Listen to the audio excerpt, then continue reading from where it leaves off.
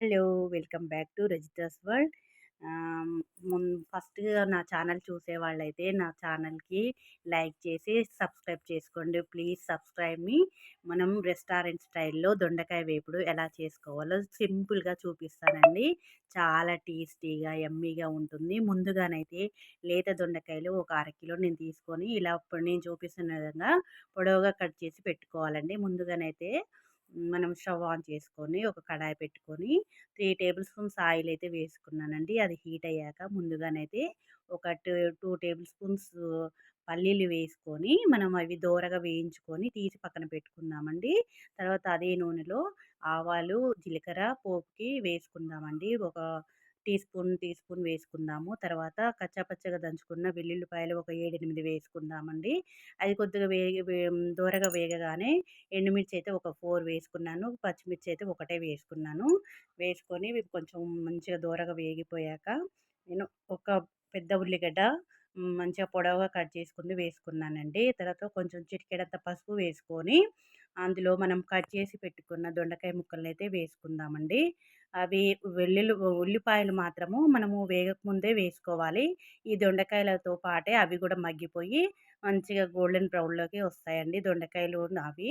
ఇప్పుడు మూత పెట్టుకొని ఒక 2 మినిట్స్‌కి ఒకసారి మనం మూత తీసి కలుపుతూ ఉండాలి. ఈలోపైతే దీనిలోకి నేను పచ్చి కొబ్బరి ఒక చిప్ప తీసుకున్నాను. అవి ముక్కలుగా చేసుకొని మిక్సీలో కచ్చా పచ్చాగా గ్రైండ్ చేసుకొని పక్కన పెట్టుకున్నాను. తర్వాత మళ్ళీ అదే మిక్సీలో మనకు కావాల్సినంత కారం, పచ్చిమిరపకాయలు తీసుకొని అవి కూడా కచ్చా పచ్చాగా మెదుపుకొని నేను తీసి పక్కన పెట్టుకున్నానండి. ఇప్పుడు కూరంతా మగ్గిపోయాక ఇప్పుడైతే ముందుగానైతే ఒకసారి అంతా కలుపుకొని అడుగంటకుండా ముందుగా కలుపుకొని దాన్ని కచ్చాపచ్చాగా దంచుకున్న పచ్చిమిర్చి అయితే వేసుకుందామండి. వేసుకొని కొంచెం ఉప్పు మనకు రుచికి సరిపడినంత ఉప్పు వేసుకొని మంచిగా వేయించుకోవాలండి. ఇది మే పచ్చిమిరపకాయలు మంచిగా అంటే పచ్చి వాసన లేకుండా చూసుకొని అది మొత్తం ఫ్రై అయ్యాక మళ్ళీ మనం తీసుకున్న పచ్చి కొబ్బరి గూడా వేసుకోవాలండి. కచ్చాపచ్చాగా పట్టుకుంటే చాలా బాగా టేస్టీగా పంట కింద నలుగుతూ బావుంటుందండి. ఈలోపు